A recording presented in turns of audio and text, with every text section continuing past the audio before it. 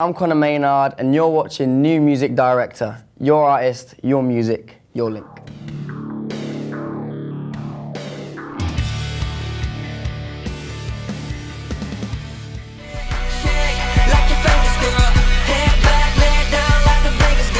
If I was kind of to, I suppose, step out from me and look at me the way I see myself, I don't really ever take myself too seriously. I kind of like to mess around. I like to joke around with all my friends when I'm with them, or whoever I'm with. I like to mess around quite a lot. I feel that kind of shows through everything I do as well. I try and have as much fun as possible no matter what I'm doing. Obviously when it comes down to being serious and you need to be serious, then I will do that, but I feel like most of the time I kind of try and just, I suppose, make the most fun out of every situation I'm in. I don't really like trying to fake things or be anything that I'm not. It's better to fail in originality than it is to succeed in imitation. I've always tried to do exactly how I want to do it, and whether that fails or whether that succeeds, I can still know that I didn't try and do it in a way that I didn't believe in or wasn't me. Since when I can remember, I've kind of gone by that. I think when I first started kind of recording different things in my room, I suppose it's just what I enjoyed. I enjoyed singing, I enjoyed performing ever since I was really little. My mum told me that she used to stand me in the middle of the doctors and I'd sing the Barney theme song to the patients. So I think from a really young age it showed that I just really enjoyed performing and I enjoyed singing. My family has a massive effect. I think ever since it all started for me, the way in which I was kind of discovered was obviously through the covers I was posting on YouTube, and Ne-Yo himself saw a cover I did and took a lot of interest and tried to sign me. And I think ever since then they could have lost their heads and been a bit like, whoa, no, you should be at college, like what are you doing? They were always supportive of what I wanted to do, and you know, they understood that it's one of those opportunities that you kind of, I suppose, only get once in your life.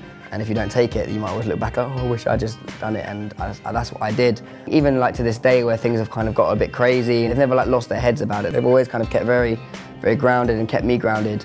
It really comes down to the lyrics. If someone's written a song and you're like, oh, that happened to me once, or understand exactly how that person feels and the way they're singing it, I think that's why I was so drawn to certain songs that I covered. I think it was a lot of it was about, oh, I've been there before, and I want to now put my spin on how I felt when I went through it. For example, like when I did a cover of Marvin's Room by Drake, I was kind of going through that. I'd split up with my ex-girlfriend, she was now with someone else, and I was like, no, I'm alone. So I thought, you know, that's how I felt, and that song was kind of about, you know, calling them and saying, oh, what about me kind of thing. So I related to it. That's what really draws me to covering a song. I had kind of created such a massive fan base online. We wanted the transition from internet sensation to real life recording artist. I started having this camera guy that just followed me everywhere while I was going to the studio, so the fans could really get a sense of what I was doing, so they weren't kind of shocked when suddenly I had a music video on the TV and they were like, what? So I wanted the fans that are already there to know that they were part of the whole journey and they will always be part of the journey. Winning the MTV's brand new 2012 award, I didn't really at the time think about what it actually meant. The big shock really was the next day when it was announced, and it actually said the amount of votes that I won by, and it was, I think I took 48% of all the votes in total. So like that was the big moment where I was like, oh wow. The album as a whole really shows what I'm like. There are a lot of obviously different sides to me as there are to everyone. No one's kind of always wants to party and is always in a good mood and always in that kind of mood, and there's no one who's always heartbroken and always kind of like always upset. Vegas Girl is made to have fun too, kind of about a girl that has like no care in the world, she's just having fun. Can't Say No was more kind of aimed at the guys, kind of saying like, oh, there's so many girls, what do we do? And then Vegas Girl is more kind of aimed at the girl, saying like, shake it like you're famous, you just don't have a care in the world, just doing exactly what you want to do. I wrote it kind of thinking, what would I have fun listening to? What we've tried to do is create this kind of catchy track. Vegas Girl goes in a bit harder, and then there are other songs that you'll hear that kind of go a bit deeper into what I'm all about as an artist as a whole. That is me. When people hear some of the other stuff that I've got on the album, it's a lot different. I kind of spent a week working with Pharrell Williams. And when I was working with him, we kind of came up with a very different sound. It was kind of a more mature kind of sound, and I absolutely loved it. He just said, I believe in you, I feel like you're gonna change the future of pop music. And I was like, okay.